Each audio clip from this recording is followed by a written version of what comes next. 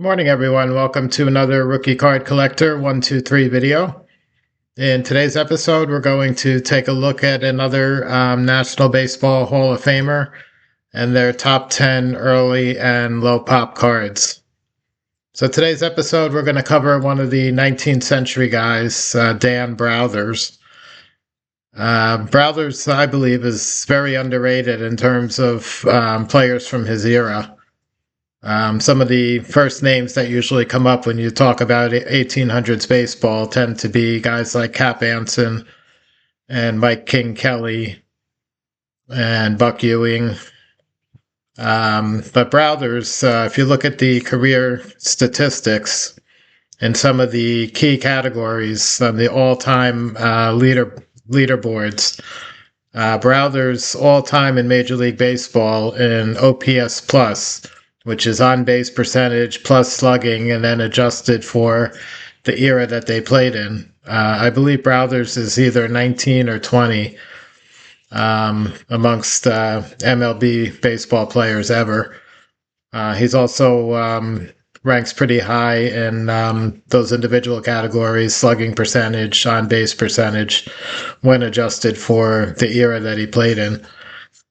So Brouthers was primarily a first baseman, top slugger, like I said, back in the 1880s and 1890s, and spent a good part of his career with the Detroit, that before the Tigers, they were called the Detroit Wolverines, and he played with the Sam Thompson ball clubs before Sam Thompson went to Philadelphia later in his career.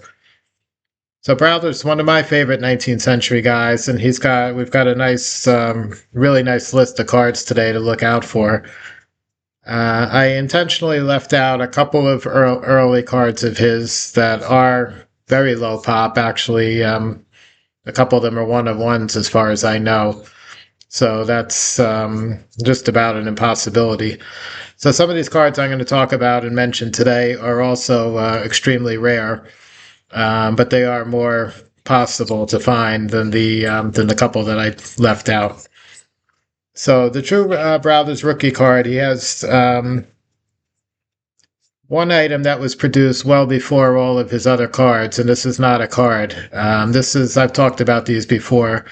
This is a woodcut, which was a 19th century way that the newspapers printed images of the baseball players and other athletes of the day in the local newspapers.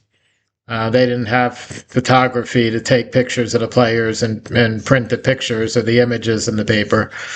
So they would create a woodcut, which was like a block of wood with raised lines. There was sort of like a line drawing of the ball player, like an artist's rendition from a actual photo.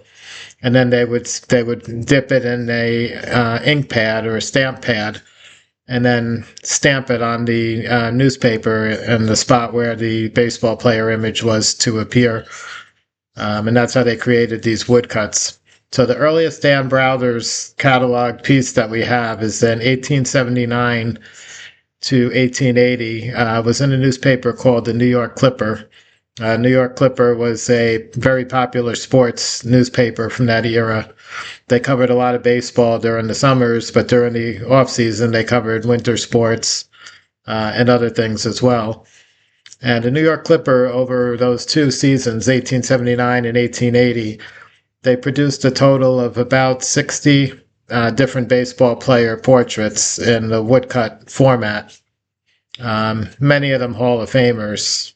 And back in the day when I was collecting my Hall of Fame rookies in the early 2000s, I had six of the Clipper woodcuts, I believe, as my representation for 6 different National Baseball Hall of Famers as their earliest professional baseball collectible that was cataloged. These are cataloged in the standard catalog of vintage baseball cards. There's a checklist in there with everybody. I've seen almost every single one. Years ago, there was a Lou Lipset auction back around 2009 or so. And he was auctioning a old album that had these New York Clipper woodcuts mounted in the album, 4 on a page, I believe. And it was almost a complete set. I think it was like 52 out of the 60 woodcuts were in there. So a very interesting set, by far the earliest Dan Brouthers item out there. These are extremely rare, very hard to find. I had the Brouthers at one time. If I had to guess, I'd say there's probably less than a half a dozen of any individual player out there. So very difficult, but something to seek out. If you go back to one of my earlier videos when I started putting out content, this would have probably been around September, maybe, last year. I did a video just on New York Clipper woodcuts. I have a guide that pictures every single New York Clipper baseball player woodcut that they ever produced. And Brouthers is in there, and I show all the other Hall of Famers, plus a few non-Hall of Famers that were significant players as well. So you may want to go back and watch that if you want to get an idea of what the Brouthers looks like and what these other New York Clipper woodcuts look like. So the next more traditional type of card that we have for Brouthers, this is from 1886. So if you don't include woodcuts and you want the earliest card, this one may be still a little bit debatable because it's a studio cabinet card. So studio cabinets, if you're not familiar, those are real photography studio photographs mounted on a cardboard backing. And they tend to be about 5.5 inches by about 8 inches or so, something like that. And they're very popular during the 19th century, and then also at the turn of the century, right after 1900 for the first decade or so of the 20th century. So Brouthers appears in a Tomlinson Studio cabinet. That's the real photograph. Tomlinson Studio is the photography studio that took the pictures. So at the bottom of the cardboard mount is the Tomlinson Studio logo and address information. A lot of these studio cabinets on the back would also have the photography studio name and address to promote their facility. So the earliest Brouthers that's more like a card would be that 1886 Tomlinson Studio cabinet. The real traditional Brouthers rookie card would be the 1887 to 1890 Old Judge, cataloged as N172. Just like all the other Hall of Famers, Brouthers had several different poses in the Old Judge series. Some of them are rarer, some of them are more common than others. Like I've always said in all my other videos, the key thing to look for in these Old Judge cards, if you're going to collect them, is not so much the condition of the corners and the edges and whether there's creasing or not, but the biggest thing is going to be how bold is the image, the player image. You're looking for one that shows really good contrast between the player image and then the background and the rest of the card. A lot of them over time have faded. Some of the images probably weren't that great to begin with. So oftentimes you can get an Old Judge card of somebody and it's almost impossible to see the player in the photo because it's so light. So really want to look for the dark, bold images of the ball players on those. Next one we have is another 1887 card. This is the Buckner Gold Coin series. It's a tobacco company. Old Judge was a tobacco company put out by tobacco cards put out by a company called Goodwin and Company. Buckner Gold Coin was another tobacco company back in the 19th century. Those are cataloged as N284. And those are not as popular as the Old Judges. They contain generic ball player images that were reused, the same image for multiple players in the set. Brouthers is in there. And that one can be more definitively dated to 1887. The Old Judge series, depending on which Brouthers variation you have, some of those were not produced in 1887. They went from 87 to 90, so if you want to be sure you have an 1887 Brouthers card, the Buckner Gold Coin is a good choice. Definitely not easy to find at all, but not as hard as some of the cards we're going to talk about shortly. So another option for a rookie Dan Brouthers. Next one we're going to talk about is another 1887. This one is super rare. It's cataloged as N175, and it's a set called Gypsy Queen, which was another cigarette brand back then. Gypsy Queens, like I said, extremely rare. Populations on these are going to be under 5 for just about all known players. Checklist is incomplete. No idea who might be out there in Gypsy Queen format. Very similar to the old Judge cards, though. Next one we're going to cover is very similar to the old Judge again, but these are a combination of old Judge and the studio cabinet type. So they're 1887 to 89. They were produced over 3 years.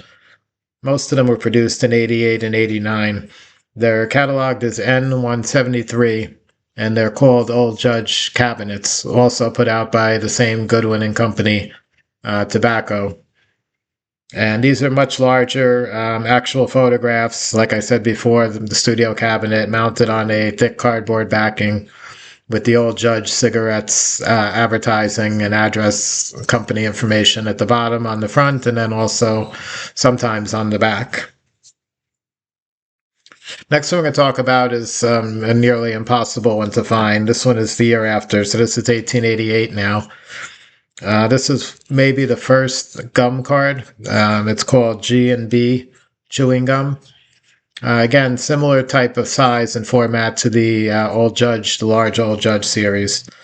Most of these are like 1 example, 2 examples known, something like that. So very unlikely you'd ever come across that one, but I wanted to mention it also because it's the first gum card, I believe. Another very popular 1888 card for Brouthers would be cataloged as N162, and this is the Goodwin Champions card.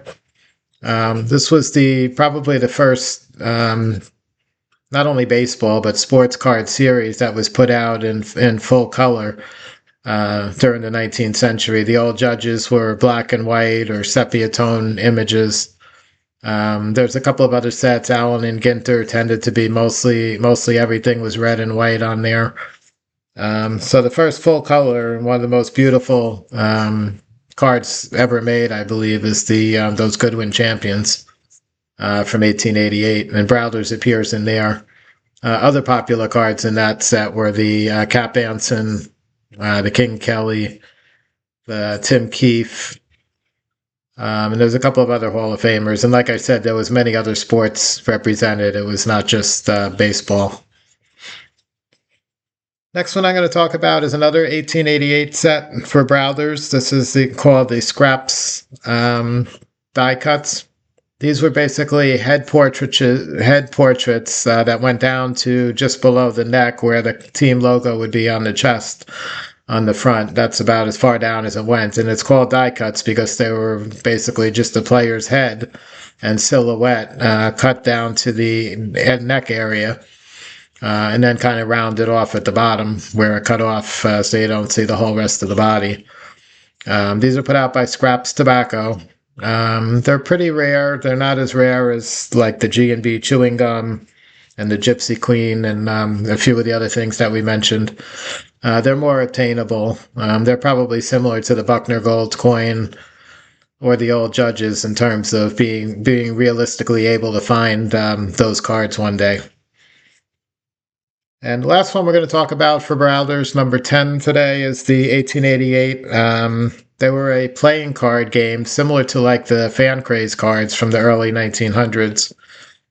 This was the first playing card game that pictured actual 19th century players. And the set is called, or it's cataloged as WG1, and they're just called WG1 playing cards. And Brouthers appears on one of those as well. The following year, 1889, there was another playing card type of game put out. That one was a little different, though, because the top half of the card would have one ball player pictured, and then the bottom half of the card, upside down, would have a second different player pictured. And that was called the E.R. Williams baseball game. And those cards went with that game. It was some sort of board game. So that's going to wrap up today's episode on Dan Brouthers. In my opinion, like I said earlier, one of the best 19th century players, and definitely one of the top 2 or 3 19th century hitters.